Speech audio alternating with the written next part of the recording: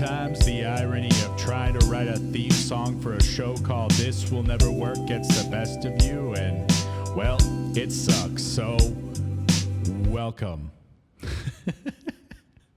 What's going on, guys? Welcome to This Will Never Work. I'm Lincoln, and today my guest is Kyle Burles, an illustrator from Calgary, Alberta. What's going on, Kyle? Not a lot. Just plugging away, working away. You're my first remote interview, I guess. Oh, awesome. No, it's cool. I like that you have the green screen behind you too. Yeah, unfortunately the thing doesn't work for the FaceTime. Fair enough. Were you gonna put something on the background? Yeah, I was like, I have background thing because I used to do a podcast with a friend of mine on Streamlabs,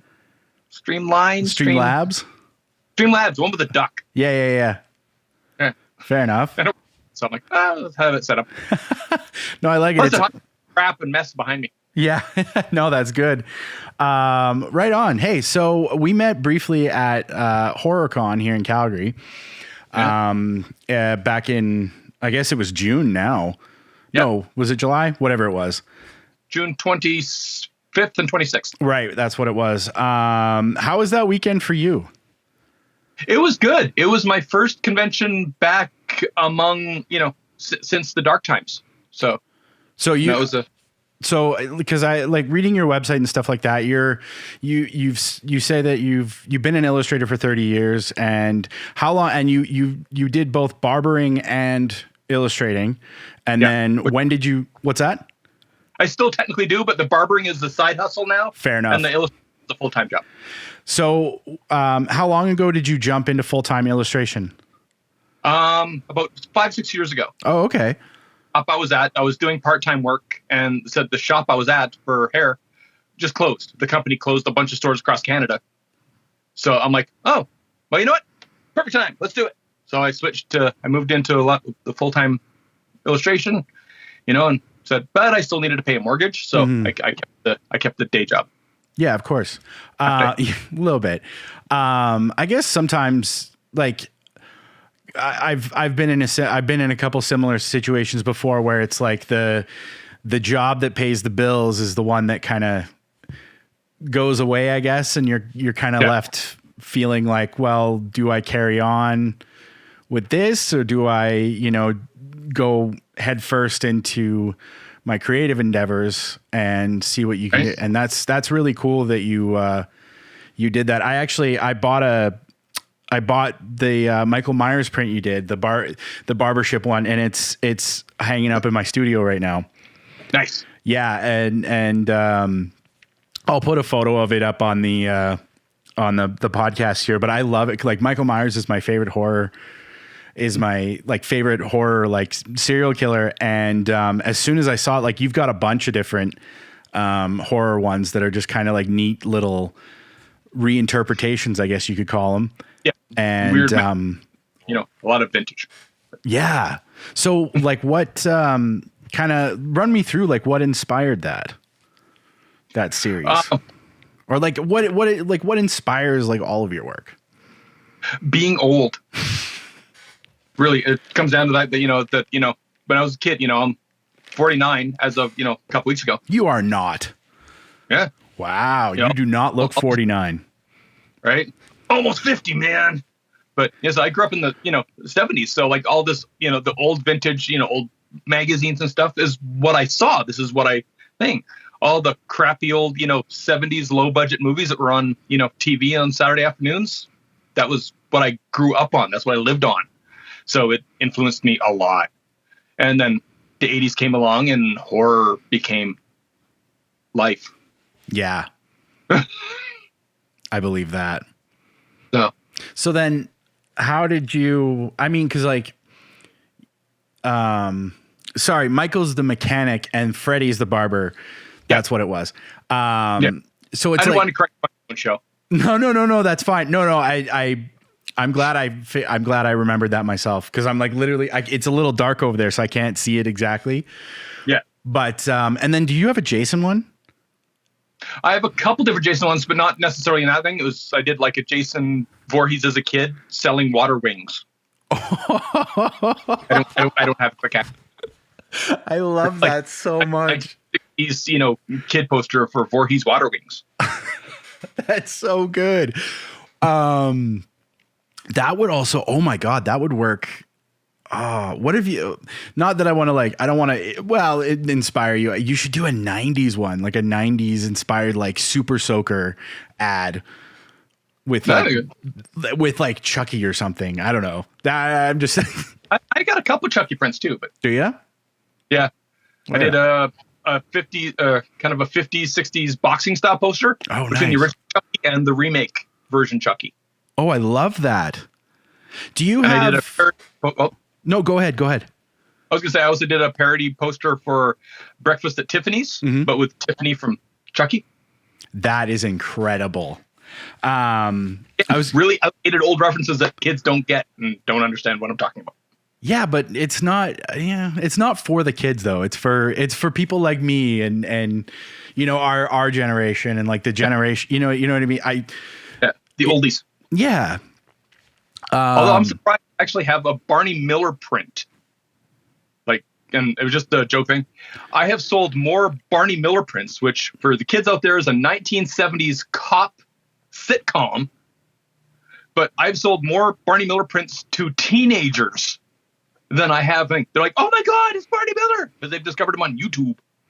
That is bizarre. But it's super cool though. Right? That is super cool. Yeah. Huh. And I'm the opposite of gatekeeping, man. If anybody finds any old stuff that I like, it's amazing. It makes me happy.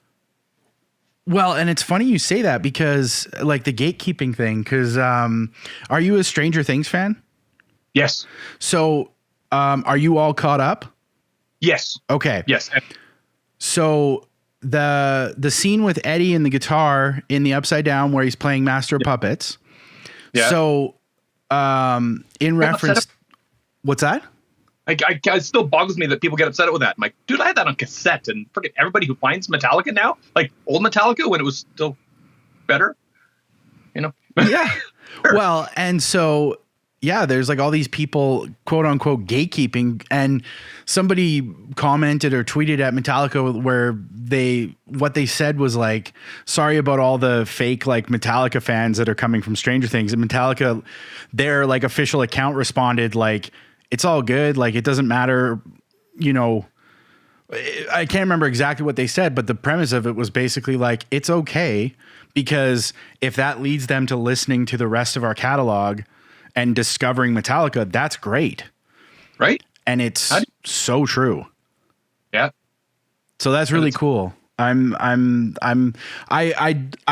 gatekeeping in fandoms and stuff like that is awful. Yeah, it's unfortunately part of it is I used to belong to different like fan groups and stuff, like in person, like Star Trek fan clubs and stuff and that. And majority of I still have a lot of really close personal friends in those groups, but I've had to come away from a lot of those groups just because there's so much toxicity and just anger and stuff. And I'm like,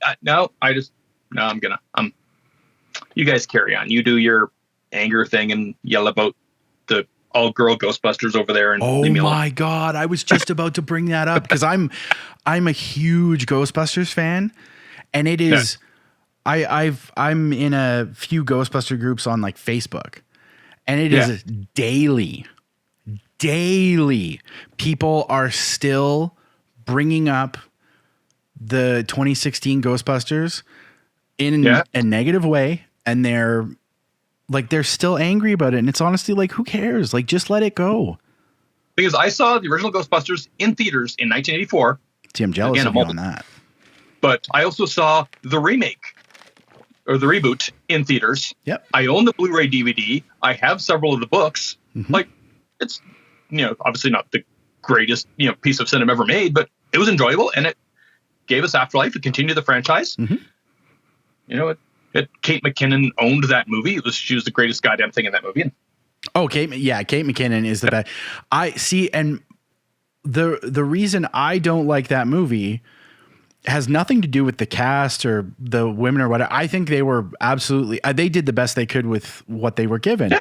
Paul Feig was the problem with that entire movie.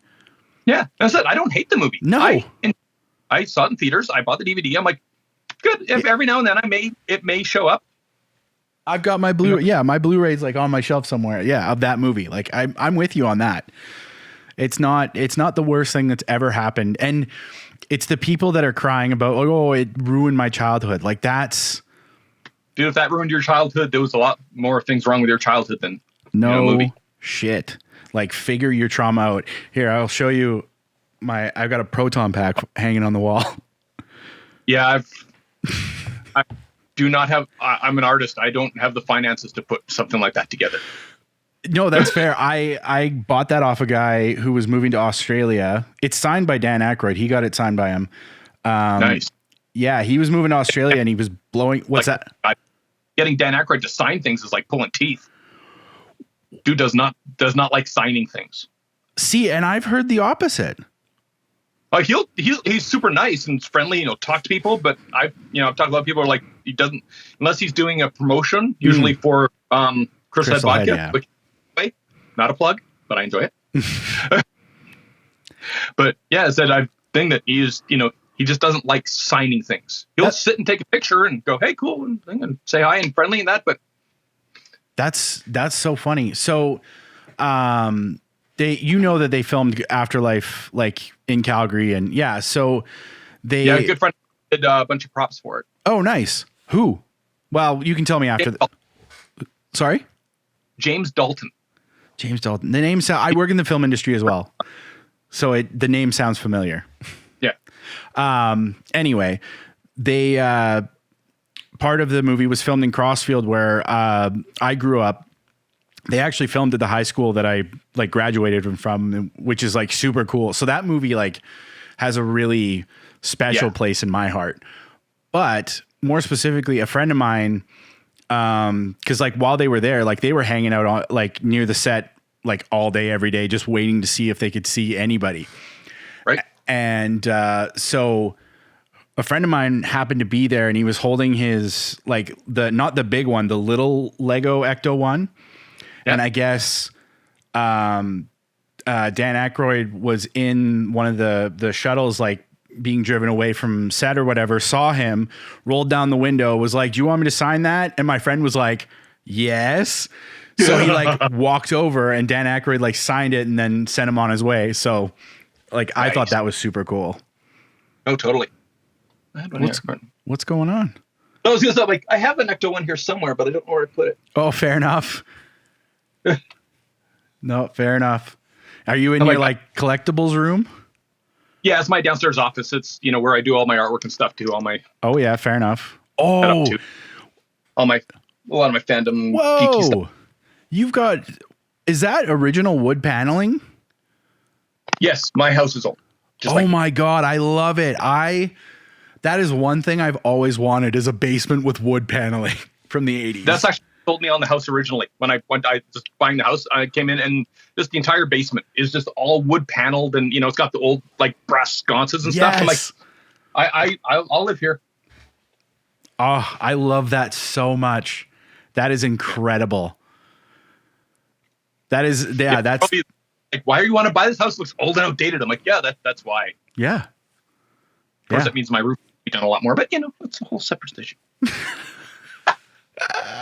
I saw on your website as well, like you've had a couple things posted printed in the New York Times. Yeah, it's one piece. It was just like, it was trying to remember it's Eavor, EAVOR is the geothermal company that's worldwide, based partially in Calgary and in Germany. But I was doing work through them for an advertising company, and they just like this, I can't even remember the name of it, but it was this weird hybrid German folklore animal that they wanted steampunked. Okay. And it's a part pig, sheep, and chicken, I think it was. Okay. I still have no idea what the concept was behind this, but they wanted this weird monster thing, and I'm like, no, sure. Made like a... Oh, yeah, I'm looking at it now. Yeah, that is bizarre. Yeah, but that's what they really wanted. I sent it to them. They're like, oh, yeah. And they're like, by the way, this is in the New York Times. I'm like, what? Cool. That is super cool. And like, so... Yeah. That just randomly fell into your lap then. Yeah, originally the company got a hold of me just, I guess, through the internet, and they had some internal comic book thing they were trying to advertise for. Okay. And, the artist they had originally, who did the first like 2 pages, just dropped out or was issues, I don't know what. And they said, "Hey, can you match this guy's artwork?" And I'm like, "Sure." Did this, cut like 6-page little comic, and they just started throwing stuff at me, like, "Oh, by the way, can you do this?" And then there was a weird, like, can you do a New Yorker style cartoon with Goldilocks and the Three Bears? Like, yeah, that was the next thing on there I saw, like that in Politico magazine. I'm like, that's cool. That's super cool. Could have got paid more for things that go into that big of a deal, but that's probably why they're not telling you up front. I guess you know more. I guess for next time or whatever. Yeah. And then so I just started following you on Instagram too, and you've got all these. So this comic. This what is it? Stag Adventure? No, it kind of looks like a TV guide. Yeah, so I just tried to do I wanted to, because it's almost a daily strip kind of adventure thing. Okay. I wanted it kind of like old school, straight up, like everything else, vintage old comic book or old newspaper thing. And I just wanted a bit of a blurb to go previously on. I'm like, I'll just throw a TV guide numbers in there because that's funny. Oh. And an outdated reference that nobody understands. That's clever. But so tell me what give me the elevator pitch on what this story is.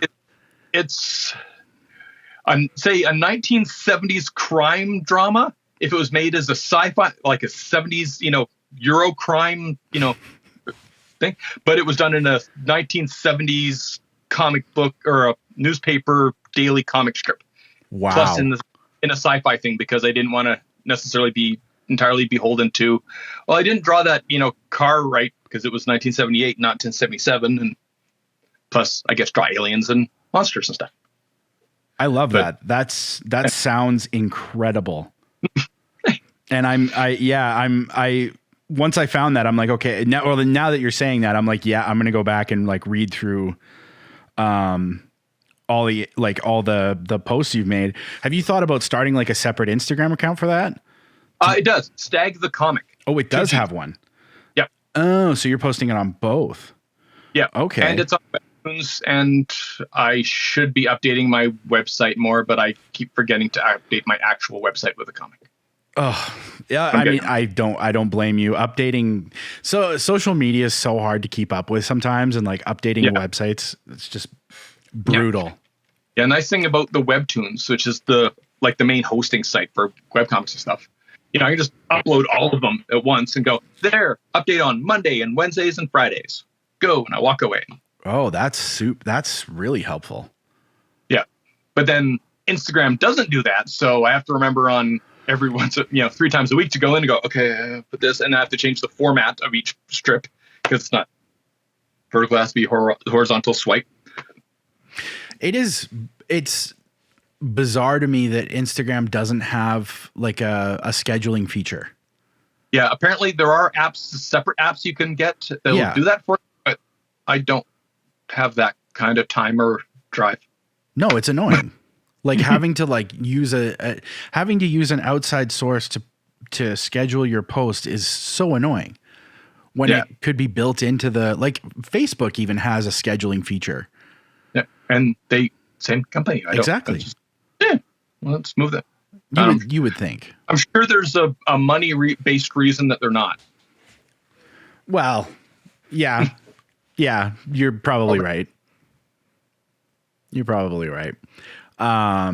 So going back to conventions, like with HorrorCon and stuff like that, you said that was the first one that you had done, like what, since pre-pandemic? Yep. Wow. So that's 2+ years. And then, let's go back to 2019. Like, how often were you hitting up conventions? Like, I used to go all across Canada and stuff. I used to go to a lot of conventions. I was probably at least, 20 odd a year. Wow. And are they, go ahead. No, because I used to always do Edmonton. I used to, Calgary Expo, Sask Expo. I've done Regina. I've done Kelowna. Just mostly Western Canada. Mm-hmm. I've done Seattle a couple times, but yeah, it's problematic, especially for crossing border with product. Yeah, they don't make it easy. That's for sure. Yeah, because as soon as you're trying to cross the border, they're like, "Are you selling this?" And you're like, "No, yes, I don't know." Yeah. Because they don't want you to make money in their country without them getting their cut. Yeah, it was just so. Is Seattle the only like states place that you've been to, or? Well, I've been to for cons, yes. Okay, but like, have you ever gone to Comic-Con like in? Oh yes, I went just for like 10 plus years. Used to go to every year to San Diego. Wow. I want to say I think it was 2008 was my last year, or in around then. And even at that time, this was before Twilight blew everything up and you couldn't get into Hall H anymore. Mm-hmm. But even then, it was like this is too busy. You can't get into anything. You can't see anything. And I'm like, I'll come back as a professional later. By some chance I actually make it huge and they invite me, then I'll go. Hey, I mean, like if that's a goal, I mean, that's absolutely something you can strive towards. Like, I think that'd be super cool. I do agree with you. I think doing Comic-Con as a professional, as somebody like it's an invited guest, is a lot better because I've never been, but like I see videos and I see like it's insane. Yeah, just the amount of people like. But on the opposite side of that, you wander around and you meet famous people just walking around. Yes, that's cool. I know the very first year I went, was walking around and went with my buddy Mike Rieger of Hawkstone Draws. Oh, plug. Walk in the first day, going down the thing, and John Landis standing there. Whoa. I'm like freaking out, like turning to my buddy. I'm like, dude, it's John Landis. Like, you should go talk to him. Like, I can't. I'm Canadian. We don't do that. Wow. But I'm like, hey, just want to say hi. Huge fan. Speaking of Dan Aykroyd, Blues Brothers thing, but yeah, I was just, and he wasn't like at a table or anything. He was just an attendee, just walking around. That's wild. John, I was smart. I got an autograph or a picture, but I think that was really enough. I'm not even sure if my cell phone had a phone at that point. No, that's fair. Yeah, that's wild. John Landis in the wild. Yeah. That's crazy. After poking at him, it bounced off. He just yelled at me. It was gross. Fair enough. Landis. Oh, damn. That's funny. I actually just recently watched American Werewolf. One of my most favorite of all time movies. Oh yeah, it's a wonderful, and I had never seen it before, so I know. I know. Don't have a bell for aim. I need shame. Right. Well, and so I've been collecting a lot of these like NECA figures lately, and the American Werewolf figure kind of came across. Like I bought the, I guess it's like the Nazi werewolf one, and it comes with all the multiple heads. And I was like, oh, that's a cool figure. And then that kind of spurred me into, I was like, you know what? I should probably sit down and finally watch that movie. And I'm so glad I did. It was just, it's like, okay, yeah, I get why this is a cult classic. And then I recently, huh? Oh, you didn't watch Paris, did you? More recently, I went and I watched Paris, and I am so. It's not as much fun. That's for sure. That's I'm like, well, right from because I have it on VHS, so it's like at the moment the movie starts, it like starts as I think it's either Touchstone or whatever, or it's like a full on Disney movie at the very beginning with all the previews and stuff. As soon as that started playing, it kind of hit me. I was like, oh, I kind of know what I'm in for. Like it's going to be not even remotely close to the original, and it wasn't. Yeah, I saw it in theaters. Oh, God. And as I said, the original Werewolf is one of my favorite movies of all time. I went to theater, and it's one of the few times I left angry. Oh. Like, and again, I own Ghostbusters 2016. Yeah. I left that theater angry. I don't blame you at all. That is an infuriating movie. And well, same year John Landis came out with Blues Brothers 2000. Yeah. Which is his sequeling, and he didn't do Paris because he wanted to do Blues Brothers 2000. Right. Fantastic soundtrack, Blues Brothers 2000. Right. The movie was okay. So, okay. But it still wasn't Werewolf in Paris. No, of course. But like, okay, so given the choice, if you were able to go back and try to influence that decision, would you have pushed him towards Paris? Like just to kind of maybe see if he could have done a better job with that? Absolutely. Yeah. I mean, because it was, his baby right from the beginning. It was one of his first movies he never wrote. I think he wrote it like he was 16 as a teenager before he ever got the script made. Wow. I didn't know that. Yeah, basically, I think it was Animal House was super popular. Like, hey, what do you want to do next? Like, I got the script I did as a kid. Can I make this? And they're like, sure.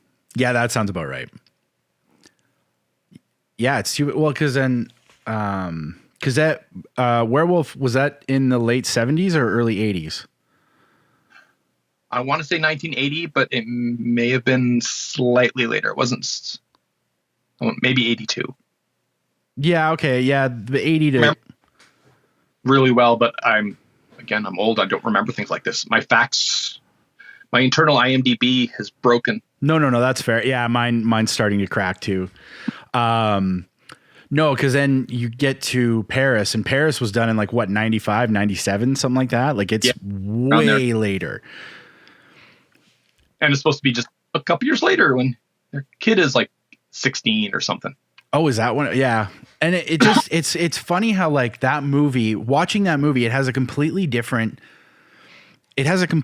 feel to it, but it has a very like movies from that era, that like early to mid, even some later 90s movies, they all have that very like distinct kind of, I don't even know how to describe it. Like it's a very Scream movie. Yes. Yeah. Scream genre, and then everyone tried to copy it poorly. Yeah. Yeah, 100%. Okay, yeah. So I guess, yeah, Paris must have been post Scream, and it's just goofy. It's like the whole time you're kind of like there's a couple. I mean, I can't even say that there's a couple good moments. Like the whole thing with him jumping off the Eiffel Tower. I don't know. It's just. I have a vague recollection of someone doing a whistle and their eyeball popping out, but I haven't seen the movie since I saw it in theaters. Yeah, no, that's fair. Yeah. And I don't ever see this again. Yeah. And what's her name? She plays the mom in on Modern Family. She was one of the love interests who gets killed by him. Yeah, which I thought was really, yeah. She's also in like Happy Gilmore and stuff. I think Julie Bowen, I want to say her name is. Sounds right. Something like that. But she's like one of the one night stands with the guy, but he ends up killing her. And then so she's like haunting him along with like his best friend or whatever that he killed. And they're like, that was kind of funny because they're like taunting him. They're trying to get him killed so that they can like go on and rest peacefully. But it was just like you hit this like kind of point of diminishing returns where you're like, okay, it's like too silly. Yeah, we got the joke. We can move on now. Totally. Yeah. So yeah, I did watch Paris, which was disappointing, but I love American Werewolf. Like I love the original. I thought it was fantastic. Did you watch, speaking of Landis, did you watch what the hell is it called? Cursed Film? Like, do you have Shudder? Yes. Okay. So did you watch the Cursed Films? I've seen it on there. It's on my to watch list. I haven't got to it yet. Okay. So there's one where they talk about, I want to say it's the Twilight Zone movie. Yeah. And the segment that, what's that? Vic Morrow. Yes. The guy who died from the John Lennon thing. Yeah. Who was series combat.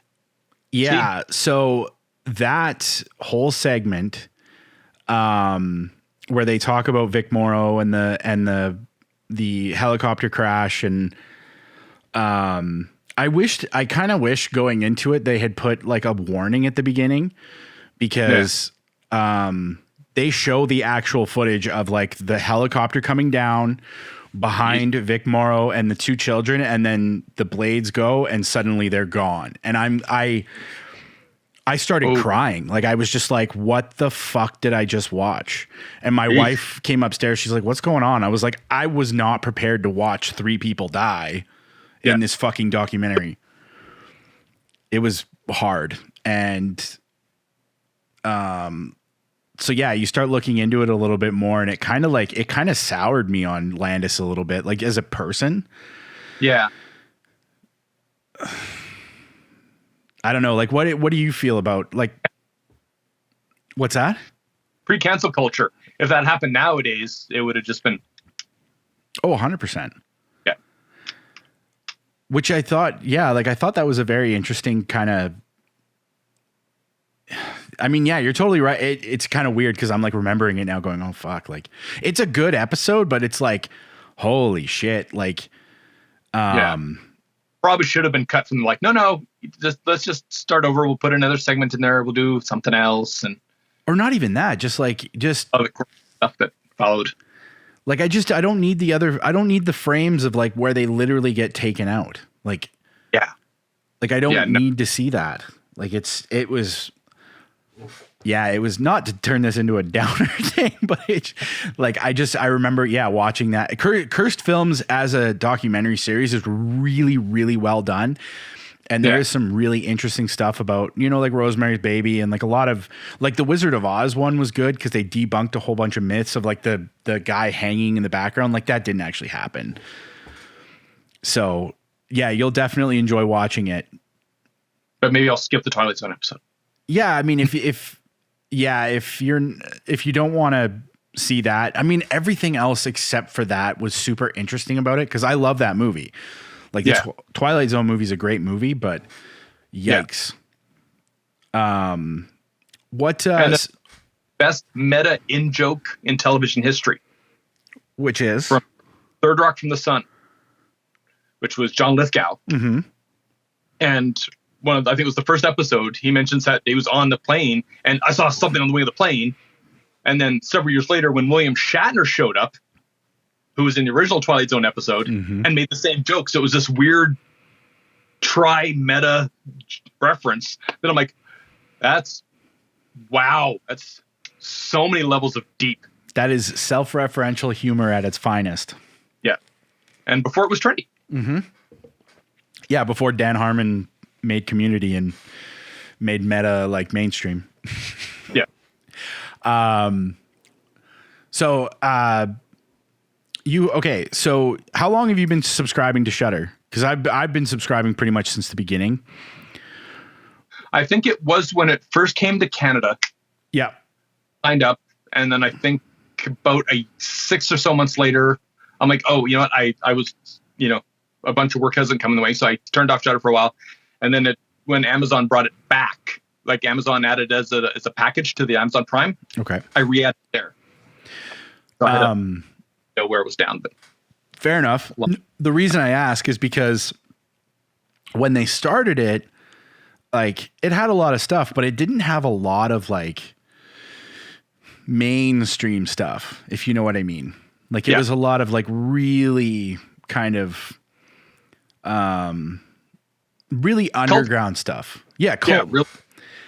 And now they're like a full-fledged, because I think it's AMC that started it. They're like a full-fledged streaming service, and they've got their Shudder originals. They're buying up movies. They've got. It's amazing. Oh, it's incredible. It's absolute, and I think it's still only $5 a month. Yeah, $5 or $6 a month Canadian, which is, in my opinion, one hell of a deal. Yeah, and I watch Shudder way more than I do Netflix now. So what are the things like that you're watching on there that just like maybe for me, so that because like not that I don't watch it a lot, but like I'm not on there like every day. A majority of this, I want to go back. It's like, I want to watch, Hellraiser. I want, originally I originally got Shudder because they had the director's cut of Nightbreed. Yes. Which I was. So got that, and which, if I want to talk horror, yeah, that is an original signed illustration by Clive Barker. Whoa. Speaking of you got that from him at Comic-Con? Yep. Wow. Yeah, it was a little plushy deal thing he was selling, and that was from the box. They would sign the box. But okay. I don't care about this. That's so cool. That is so cool. Did you say, sorry, did you say you were in Nightbreed? No.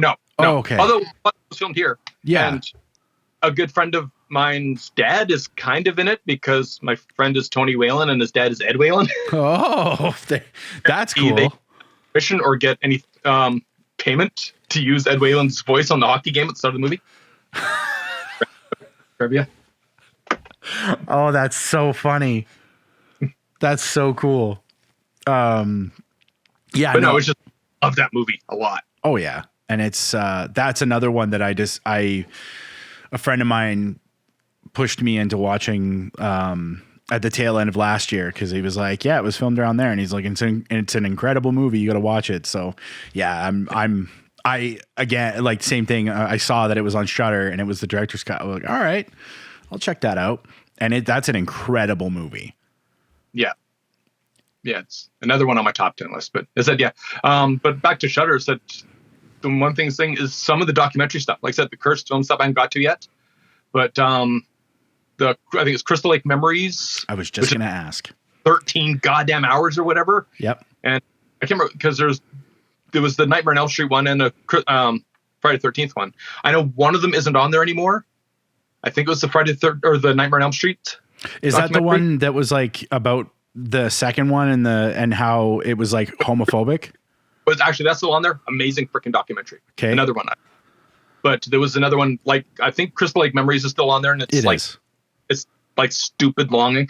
But the Nightmare on Elm Street was about the same thing, and it's just like, here's the series. Here's like a 12-hour documentary on Nightmare Street series. Okay. Have you watched Crystal Lake Memories? Yes. And it's good. It's amazing. I loved it. Yeah. But I also loved it. Yeah.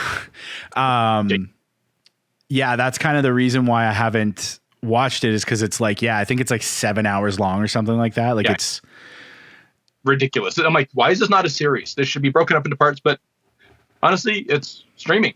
Pause, walk away, come back, 2 or 3 days later, pick it up again. Yeah, that's true. Yeah, I should probably just start watching that one. Yeah. There's a lot of good documentary stuff on there now that you say that. Yeah. And again, as much as we were saying, the like they have all their original stuff and the drive-in. Joe Bob Briggs. Yes, thank you. Yeah. But yes, they're doing all that, and I actually I watched the Elvira one they did year before last. But I also tend to watch it because it still has a lot of those really old cult movies that I'm like, no, you can't find this anywhere else. I need to think. But I have several of most of the streaming services I watch are, Criterion, Kino Cult. I watch a lot of Tubi. Okay. Kino Cult is the Kino Lorber. They make, a lot of obscure title DVDs, and they have, a little streaming service with some really, a lot of low budget 70s, 60s, I did not know about that. I'm looking it up right now. And how much is that one? It's free. Get out of town.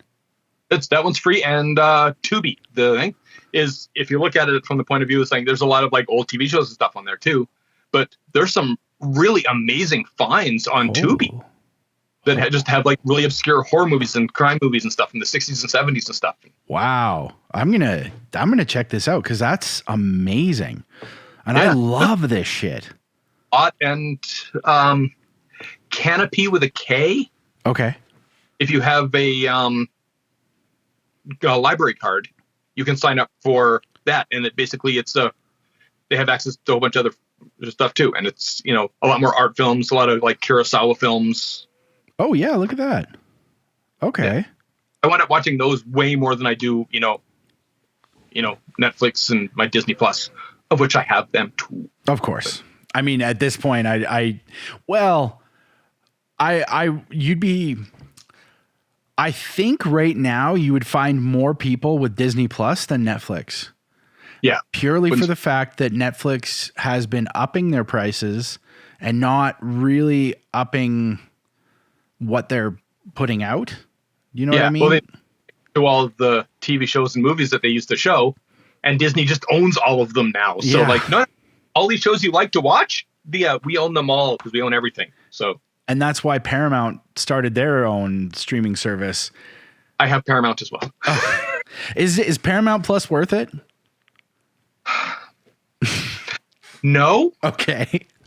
But I originally got it because I wanted to see the director's cut or the new 4K restoration of Star Trek: The Motion Picture. Okay. And how was that? It was really good. Yeah. Okay. I'm a hardcore Trekkie as well, so. Yeah, I assumed when you said Star Trek earlier. Yeah. No, that's awesome. Star Trek first and main fandom, and still is, even though I love everything else. But okay, so your Star Trek is your number one. Yeah. Okay. Where does Star Wars fall in there for you? I said I personally I like Star Trek more because. But it's still Star Wars. I have seen every single Star Wars movie in theaters, including the original, when I was 6. Wow. I saw Solo in theaters. I saw every single one. I'm so glad they didn't come out with one during the pandemic in theaters, because it would have ruined my streak. Oh, yeah, that would have been shitty. I'll tell you have to be a fan of one and not the other. But it's sort of like, no, man, everything. Of course. I want it all. Yeah. No, well, and that's why I'm curious, because it's just like, not that I'm not a Star Trek fan. I do, and I love the J.J. Abrams movies. I love those movies. I thought they were so well done, and it carried that story on in a really impressive way, I thought. Yeah. I watched the second movie, and I really enjoyed the third movie. Fair enough. The third one's Beyond. What was the Into the Darkness or whatever? Yeah. They tried to remake Wrath of Khan, and just not as, yeah. And because, if I wasn't such a fan and known the original Wrath of Khan so well, it probably would have been fine. It's just that I'm like, I've seen this movie. You don't. Oh, look, there's another reference. Oh, now we're doing this scene. Okay. Yeah. Is it over yet? Fair enough. I guess, yeah.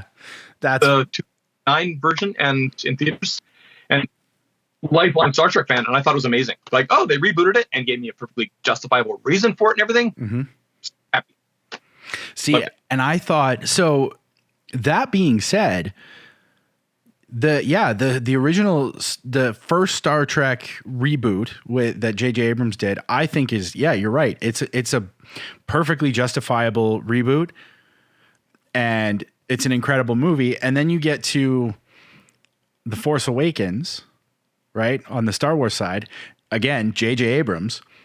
And to me, it's an acceptable reboot, but it's basically rehashing A New Hope. Yeah, and I wasn't necessarily against it. So, I own them all. I saw them all in theaters. I will go for controversial and say Last Jedi is actually my favorite of the new series. Well, this has been great. No, I'm just kidding.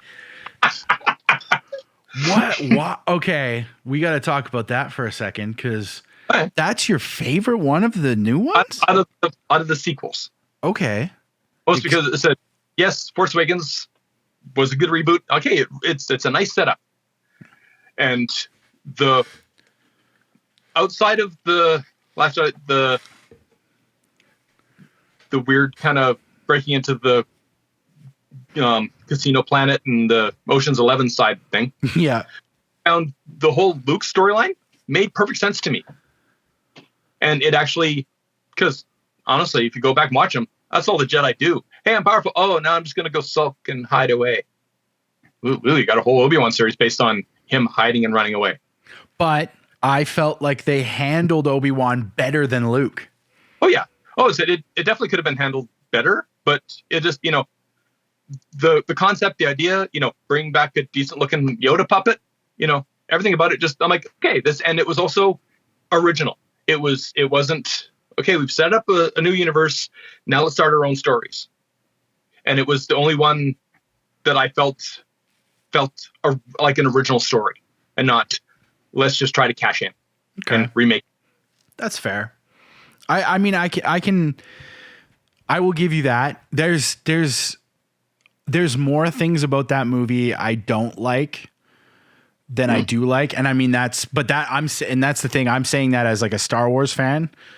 Yeah. Over being a Star Trek fan. So it understandably, like, I do get where you're coming from in that regard, but there are a lot of frustrating things about that movie. Visually, that movie is stunning. When they're on that red planet with those diamond fox things, like, holy shit, that movie is fucking beautiful. And I find a bit of the difference between, for me, and for Star Trek versus Star Wars. Star Trek, I always found it's something that I like because it makes me think. I get deep into the mythology and stuff. Whereas for Star Wars, I love Star Wars, but they've been kind of solving that I'm here to be entertained. Here's, the good guys have the blue laser swords, the bad guys have the red laser swords, pew, pew, pew, fight, fight, fight, yay, adventure. Yep. And then move on. I don't, outside of like the Timothy Zahn original, Dark Empire series, I never really got to into the books or extended universe or anything. Right. So it's like, no, entertain me for 2 hours. Yay, laser sword fights. Fair enough. Did you watch Obi-Wan? Yeah. Yeah. As soon as it freaking dropped. Yeah. See, and that to me is like that's them. Like, I feel like since 1977, anytime they've done anything with Vader, aside from that, aside, everything they've done with Vader, especially in the last few years, has just made him more and more vicious. Right. And that hallway scene in Rogue One was got to be the best freaking Vader scene ever made. Rogue One is the best Star Wars movie that's ever been made, in my opinion. One caveat. Okay. I absolutely love the movie. It's probably my second favorite. Okay. The only thing stopping it from being my favorite was the creepy Polar Express Leia at the end. Oh, you didn't like the Uncanny Valley? So, creepy cartoon hit, Uncanny Valley thing that I just went, and Grand Moff Tarkin too, in that one. Yeah, Peter Cushing looked weird. He looked like a cartoon in real life, so I could almost go past it. But Carrie Fisher, and it was in such bright light and huge screen. Yeah, and I'm like, oh, this is that Tron movie all over again with Jeff Bridges. Oh my! Well, okay. So speaking to that, yeah, Disney is notorious for like horrible, like de-aging processes. Yeah, like, but they're getting. Yeah, they're getting better. But you Boba Fett, just so good, so good. The which one? Sorry, the Luke and Boba Fett, when they brought Luke back, Boba Fett. That Luke was way better than the Mandalorian Luke. The Mandalorian Luke was awful. Yeah, and the Polar Express Leia was even worse than that. Which is hilarious that like they've got all this money. It's like you would think that they would put more work into it, because literally the Luke from Mandalorian, somebody posted a YouTube video of them making that better. The deepfake guy, and they're like, "Can we just hire you?" I think they did. Yeah, he got hired by Lucasfilm. Well, there you go. And it's just like, yeah, sometimes you got to put it out to the community to get it done properly, because it's like, good God, like I don't know what they were thinking. Like, and with the Irishman too. Did you ever see those? Yeah, that should have been so much better of a movie. You, And again, I've seen a lot of deepfakes where they've gone in and yeah. correct. I'm like, oh, yeah. But I think it was partially because a dude in his basement has access to certain programs that aren't necessarily available to, say, a professional effects company, where they're like, no, we have to do this only using Blender and 3D Max because those are the only programs we can legally use to do these things. Legally, really? That's my guess entirely. I was thinking of, because that was all I could think of when the deepfakes started coming up. Like, are those like illegal? Are there reasons that Disney can't buy deepfake programs? Because yeah, and I feel like now that you've said that, it kind of like there has to be some sort of legal ramification to it, of course. But at the same time, it's like you would think that they've got enough money that they can pretty much probably buy themselves out of anything they. Yeah. You know what I mean? But it was they necessarily, here's our company. Disney has, ILM or whatever, right? ILM has this stuff, and they're like, here's your budget to make this. Yes, we have a huge budget for the movie. It's mostly going on advertising. But, the actual artist's like, here's your $10,000. Make this. And they're like, can we have, a bit more? Like, no. No, and that's a good point. I know for a fact that Disney is when it comes to making movies and stuff, they do cut the bottom line as much as they can. Yeah. Like I know a few people that have worked, not that I don't want to get sued by Disney, but I know some people that haven't been paid. I don't know if not by Disney directly or if by a company that was, I don't know how it worked out, but I also know several people who are still waiting for paychecks. Okay, then yeah, we probably know some of the same people then in that regard. And I'm not going to say what production it was, but we both know what production it was. And then you cut to something like HBO, like where they're making The Last of Us, and talking to people that worked on Last of Us, and they're like, "Oh God, if there's a problem, they just throw money at it and it goes away." And they're like, "Yep." The biggest production Canada has ever seen. That was, yeah. It was like, it's in the top 5 productions of all time in the world. Yeah. With the Lord of the Rings, the Amazon's Lord of the Rings, I think is just shy of $1 billion. Like it's the top. Yeah.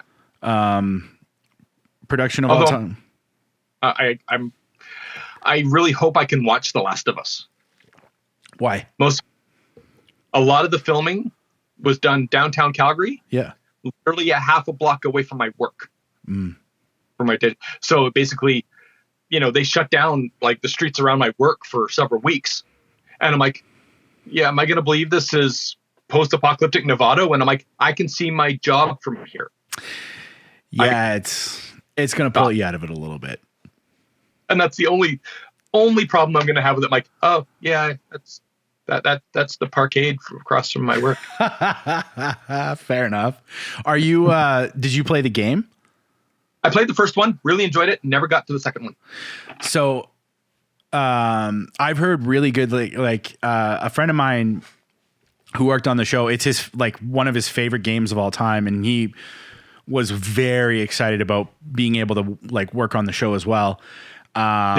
He's been trying to get me to play the game. A few people have been trying to get me to play the game, but now got to pull out the wand to scratch the back. High-end specialty Death Eater wand special edition. That's wild. I have a wall of wands. You have a wall of wands. Entirely, it's actually just Slytherin and Death Eater wands. What? You're a special. You're a Slytherin? Oh yeah, dude. Ooh, I have an entire separate wall that's just entirely Bellatrix Lestrange inspired. But that is wild. I didn't know you were that much of a Harry Potter fan. Yes, things have. It's harder now. Yeah, because of JK. Yeah. Yeah. But again, getting back to thing is, when I was a kid, all of the authors I read, all the most of the sci-fi authors and stuff, they were all horrible assholes. Yeah. I learned my years ago, like, yeah, you can't judge the book by the writer. No, because everyone's problematic. Yeah. Yeah. Everyone. No, and that's yeah, and okay, so that's interesting because so when you say it's harder, do you find it? Because I know for me, like more recently, one of my favorite bands of all time, the lead singer, and they've gone through like 3 or 4 lead singers. The new lead singer just had allegations leveled against him, like right before they were set to go on tour, and they have a new album coming out like right away. Like they're in the middle of all this stuff. And so a couple allegations got dropped against him. He's been not fully kicked out of the band, but he's stepped away, blah, blah, blah. They're going on tour without him. And for me, just me as an individual, like regardless of whether or not the allegations are true and whatever, I still err on the side of like, just the way my brain works, I always lean towards like, fuck that guy, Yeah, I can't listen to your music anymore. And it's like, it's so shitty because I love it so much. So it's like, well, it's a bit of a betrayal too. Yeah. Because I know, Joss Whedon, that's literally one of the biggest betrayals thing. But, and little firefly right there. Yeah. I've been able to, like I said, he was a legitimate hero of mine in the 90s. That's who one of the people I looked up to. And I'm like, it's just, I don't know if I can think it. And it took me a bit after the thing. I'm like, I can't not watch Buffy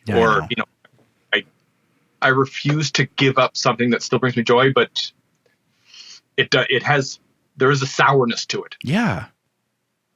And is it something that was just kind of an offhand joke that you never thought about? Go, oh. Yeah. Okay. But instead it's eventually, love the work, not the jerk. I think it's Josh Olson from writer of History of Violence. Okay. And he does a podcast. See, again, my brain used to remember things. But The Movie That Made Me with Joe Dante. They do a podcast about movies. He doesn't. Wait, sorry. Whoa, what? Okay. The movies is, Josh Olson, Joe Dante, and basically they talk to a lot of Hollywood people tell us about the movies that inspired you. It is a great podcast. Oh, shit. Okay. Subscribing right now because I need to listen to this. Yeah. Sorry. Go on. And the show is also very much, we're not here to talk about your work. We want you to tell us the movies you like, the movies that make you want to be movie makers stuff. But wow, that tangent went. No. It's fine. You're talking about Buffy and Joss Whedon. Oh yeah. But, cause he said too. And, Roman Polanski. Yeah. Basically straight up creepy ass pedophile had to flee America because he's going to jail for basically having, sex with like a 14-year-old girl. Yep. Chinatown is one of the greatest movies ever goddamn made.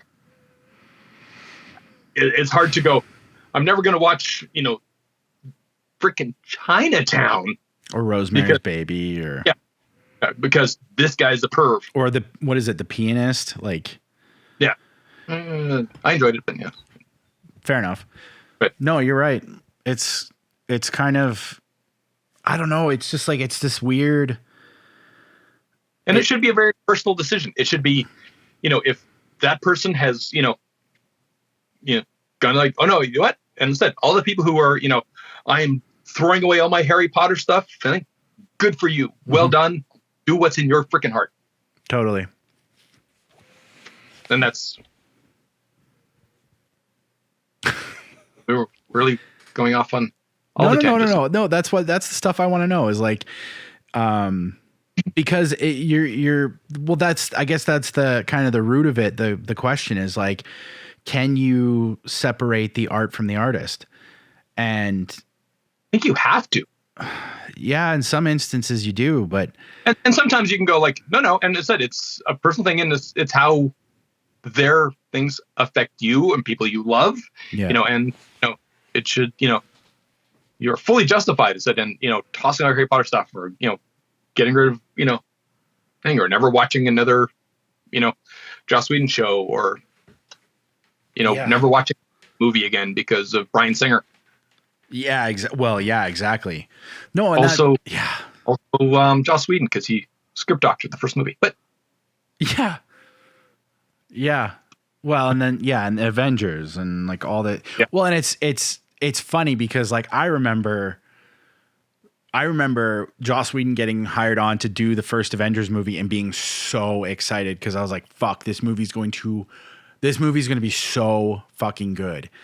And it was. Avengers 1 is like all the event, like all the stuff that Joss Whedon did with the Marvel stuff is incredible. And when DC, is that what you're? Yeah. Oh, it wasn't. I enjoyed it, but it was like, oh, Joss is better than this. And then for which? For Justice League, when he did the. Oh, that's what I was going to get to. Is just like he gets pulled in to take over for Snyder when his daughter died, and I've gone on record many times talking about how I think Snyder is a visually amazing director. I think he's really good at creating visuals. He sucks at storytelling. Yep.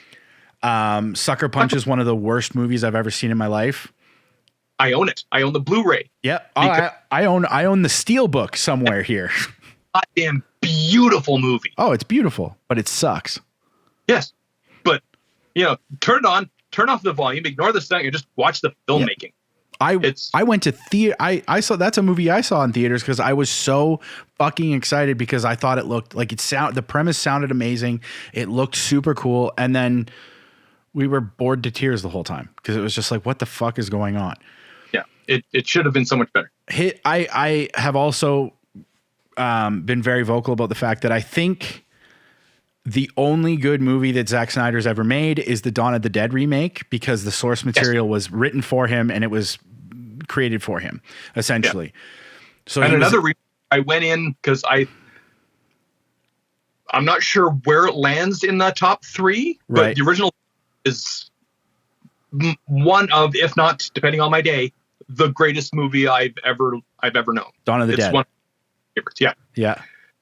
I went into the remake going, okay, but let's see how this goes. This is probably going to be horrific. And I'm like, this is amazing. Yep. Why are all remakes not this good? Yep. And start to finish, Dawn of the Dead remake is probably, it might be the best remake ever made. Yeah, absolutely. Well, the thing is, I don't consider it a remake. No. Because outside of, here's a basic premise, zombies in a mall. Nothing else. It has no other connections to the movie. No. There's a couple of actors thrown in. Oh, look, here's the helicopter. Yay. But, Yep. Good. And who wrote that one? The remake? Yeah.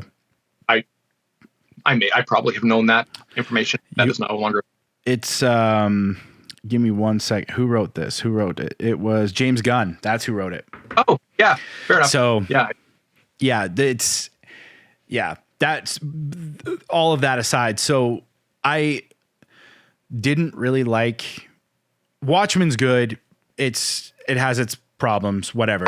So when you get to the DC stuff that Snyder's doing, like post Watchmen, where he's building the DC extended universe and it's all kind of just like tanking and it sucks. Yeah. When he gets pulled off the project, or when he removes himself from the project because of his daughter dying, like, I was happy that he wasn't involved anymore, but that's obviously not like, I wasn't happy about his daughter dying. Like, that's kind of the worst way he could have been removed from that project. Yeah. And then you actually go and watch that movie. Have you watched the Snyder cut? Okay. Yep. enjoyed it. I've watched them both back to back. The Snyder Cut is actually like, I didn't hate it.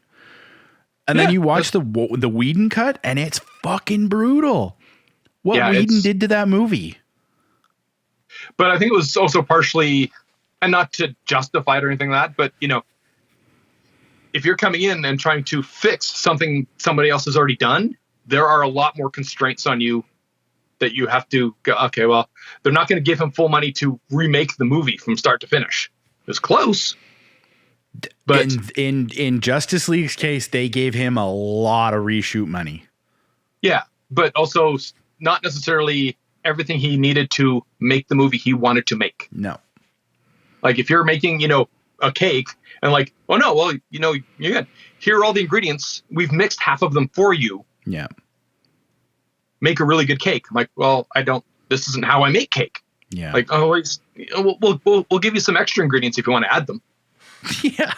Like, so much you can do with, you know, half that's pre-made. Yeah. Well, and that's kind of what happened to Solo with the Phil Lord, Chris Miller, and the Ron Howard stuff. Which I should really, really enjoy.